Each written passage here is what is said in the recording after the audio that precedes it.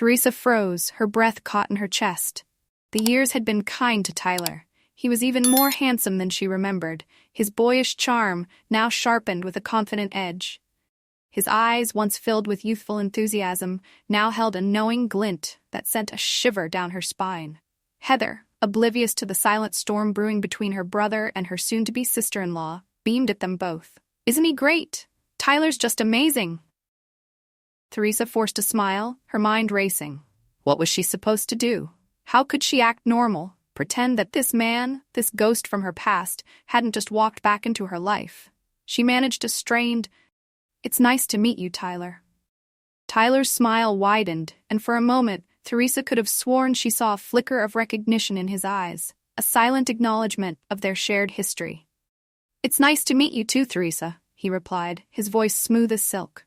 The evening was a blur of forced smiles and awkward silences. Teresa found herself stealing glances at Tyler, trying to gauge his intentions. Was he simply being polite, or was there something more lurking beneath his charming facade? Blake, thankfully, seemed oblivious to the tension, too caught up in welcoming his future brother-in-law into the family. As the evening drew to a close, Teresa felt a wave of relief wash over her. Maybe it wouldn't be so bad. Maybe they could move past their history and simply coexist as family.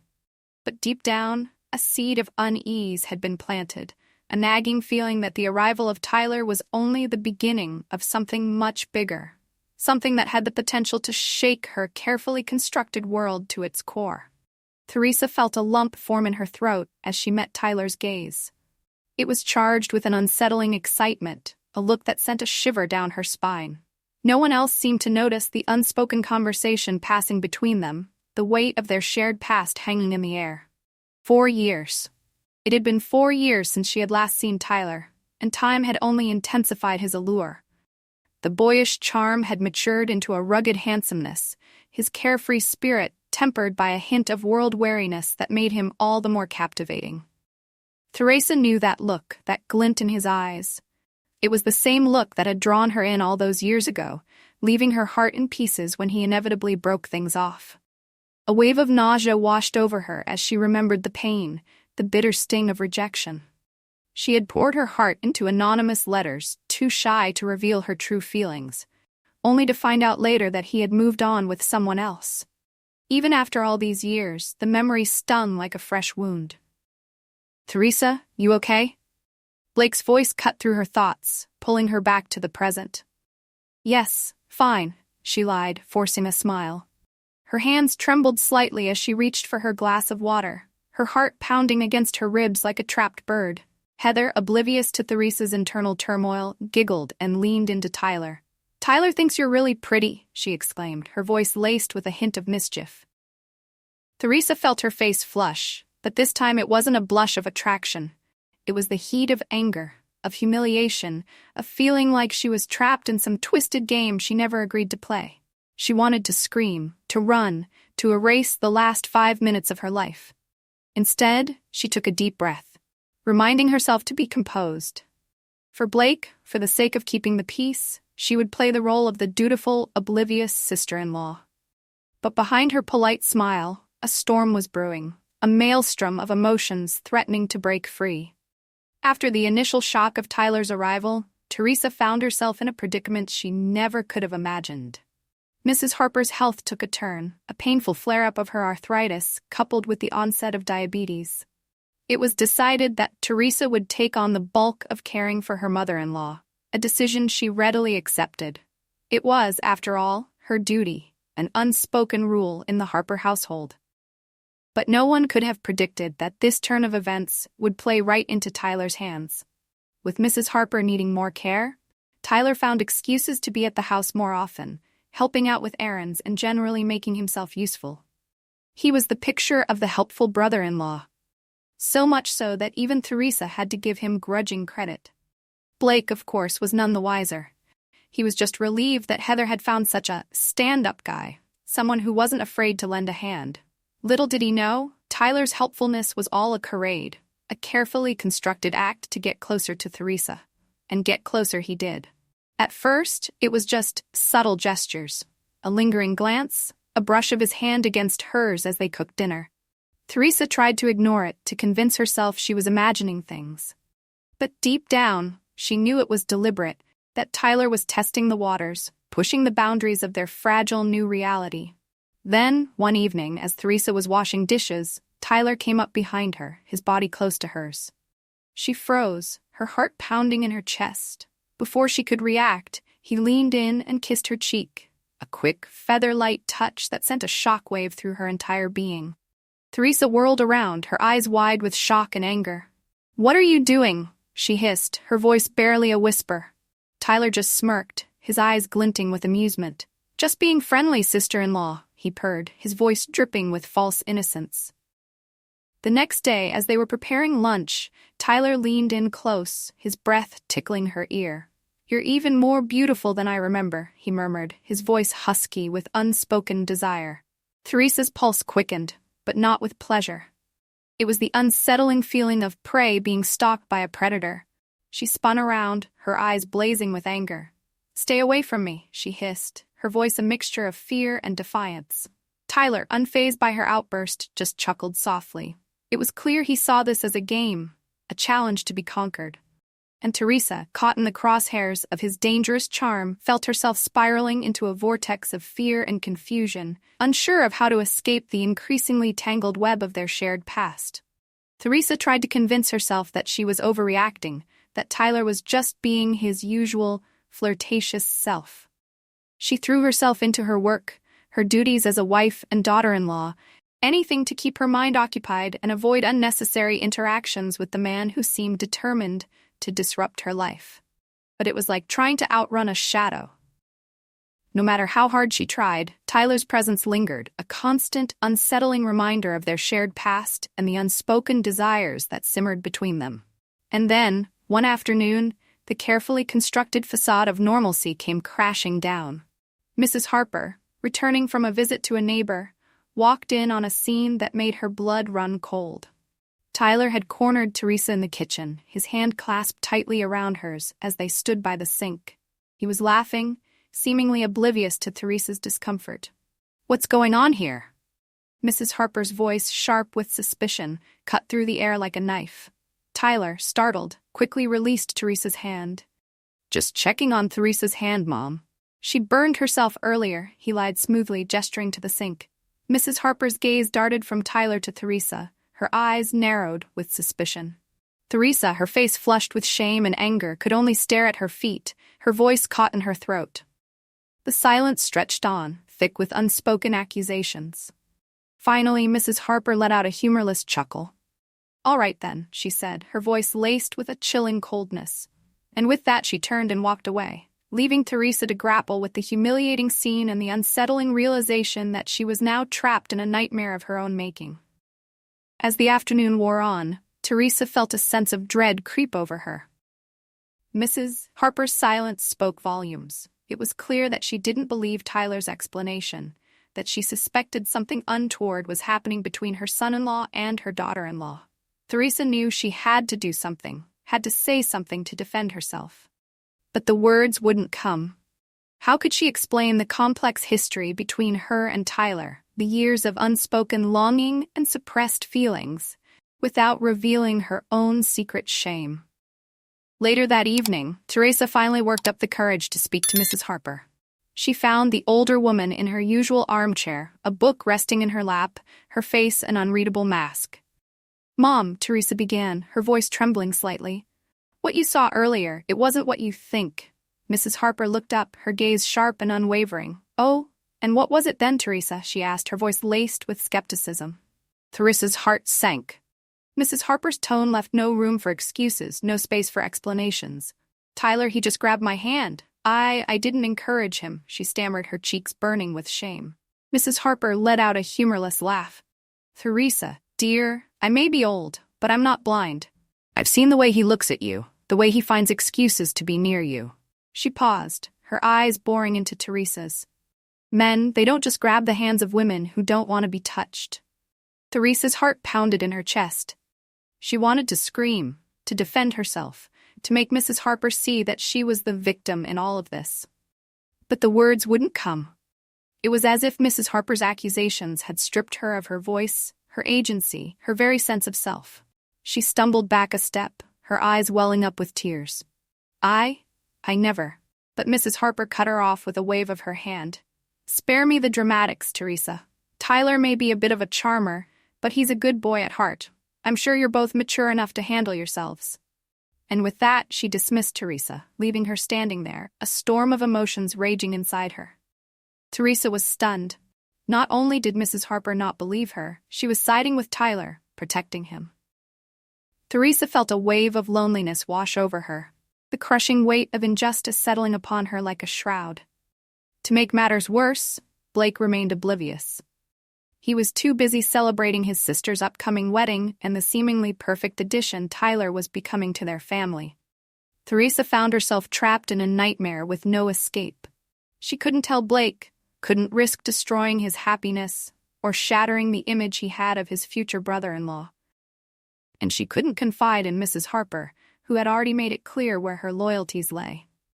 As the days turned into weeks, Teresa retreated further into herself, her silence a heavy cloak she wore to hide the turmoil raging within. Unbeknownst to Teresa, Tyler had convinced himself that her silence was a sign of her lingering feelings for him. He remembered her as the quiet, forgiving girl he had dated years ago, the one who had always taken him back, no matter how poorly he treated her. He conveniently forgot about the times she had cried over his blatant flirting with other women, the times she had walked away, heartbroken, only to eventually forgive him when he came crawling back. He saw her marriage to Blake as a betrayal, a theft of what he believed was rightfully his. And now, seeing Teresa again, older, more beautiful and seemingly unattainable, only intensified his desire to possess her. His advances grew bolder. The lingering glances became suggestive smiles, the casual touches became deliberate caresses. He bombarded her with flirty texts, each message a reminder of their past and a promise of a future he knew he had no right to offer. Teresa, terrified of what would happen if Blake ever found out, begged Tyler to leave her alone.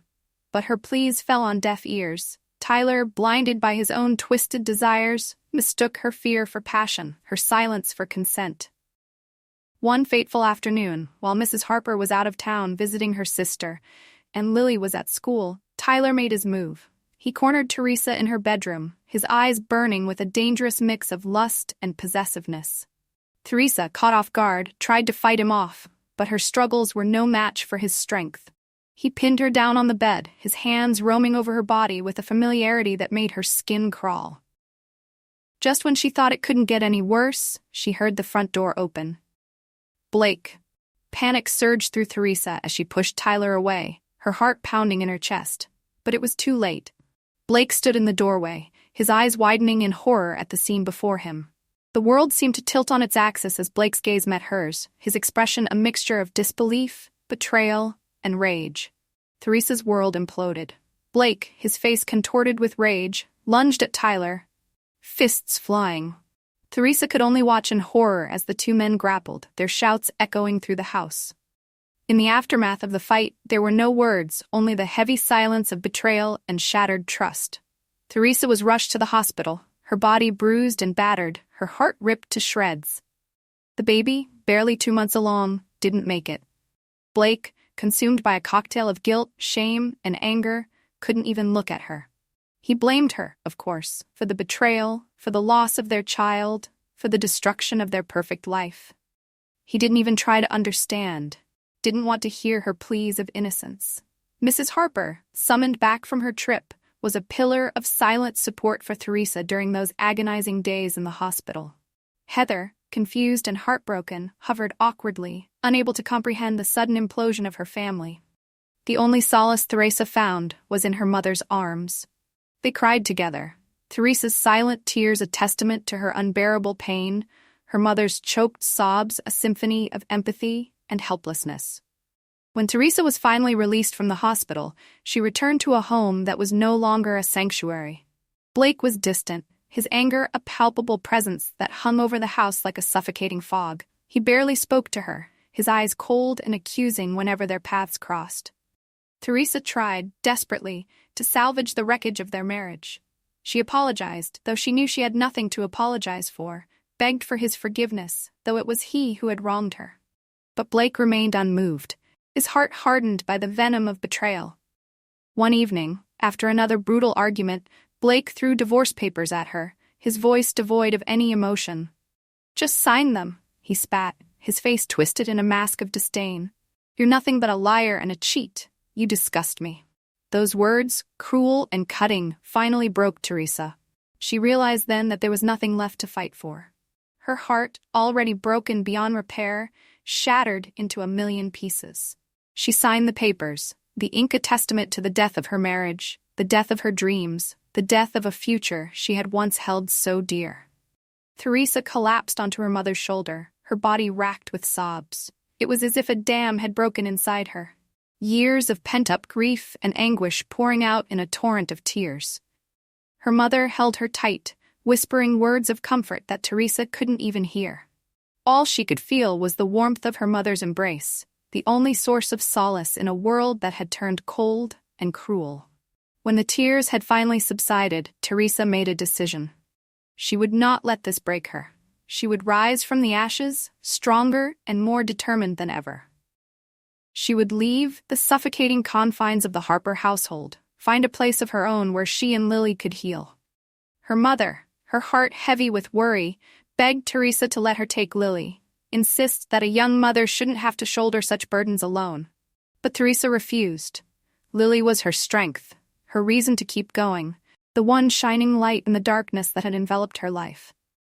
"I've got this, Mom," Teresa said, her voice firm despite the tremor in her heart. "Lily needs me. I'm going to be okay." She found a small apartment on the other side of town, far away from the painful memories that haunted her old life. The divorce was finalized quickly, Blake offering no resistance, no last-minute pleas for reconciliation. Their brief tumultuous marriage was erased as easily as a name in the sand. With the last shred of her old life packed away in cardboard boxes, Teresa set about building a new one. She found a part-time job at a local bookstore, the familiar comfort of books offering a welcome escape from the turmoil of her own life. One afternoon, while walking home from work, Teresa passed a used car lot. She had been thinking about getting a car, something to give her and Lily a sense of freedom, a way to explore their new life together. She stopped to look at a beat-up old Honda Civic, its faded paint and dented bumper, speaking of a life well lived. It wasn't much, but it was within her budget. She stepped inside the lot, the smell of motor oil and old leather washing over her. Behind the counter sat a man, his face hidden behind a newspaper. He lowered the paper, his eyes sharp and assessing, taking in Teresa's appearance. "Looking for something reliable?" he asked, his voice gruff but not unkind. "Something I can afford," Teresa replied, forcing a smile. "Well now," the man drawled, pushing his glasses up his nose. "That depends. What kind of budget are we talking about?" Teresa hesitated. She had never bought a car on her own before, and the thought of negotiating with a used car salesman, even a seemingly kind one, filled her with trepidation. She followed him outside, her unease growing with each step. The back lot was darker, more cramped than the front, the air thick with the smell of stale oil and something vaguely unsettling. Mr. Thompson stopped in front of the Civic, its faded blue paint scratched and dull in the afternoon light. "Hop in," he said, holding the passenger door open for her. Teresa slid onto the worn leather seat, her hands gripping her purse tightly. Mr. Thompson shut the door and leaned down, his face close to hers, his breath warm on her cheek. "You know," he whispered, his voice a low growl that sent chills down Teresa's spine. "You'd look even better driving one of those fancy SUVs out there. How about you forget about this old thing and come home with me? I'll take care of you, sweetheart. Give you and that little girl of yours everything you've ever wanted." Teresa froze, her blood turning to ice. She tried to pull away, but Mr. Thompson's grip on the car door tightened. His eyes, once warm and inviting, now held a glint that made her skin crawl. "Get away from me," Teresa cried, shoving at Mr. Thompson with all her strength. He laughed, a chilling sound that echoed in the stillness of the lot. "Don't play coy with me, sweetheart," he said, his voice a menacing purr. "I know you want this." Just when Teresa thought all hope was lost, she heard a familiar voice. "Teresa? What's going on?" It was Blake. He had come to apologize, to try and make things right. Teresa had never been so relieved to see him in her life. "Blake!" she cried, her voice raw with fear and relief. "Help me."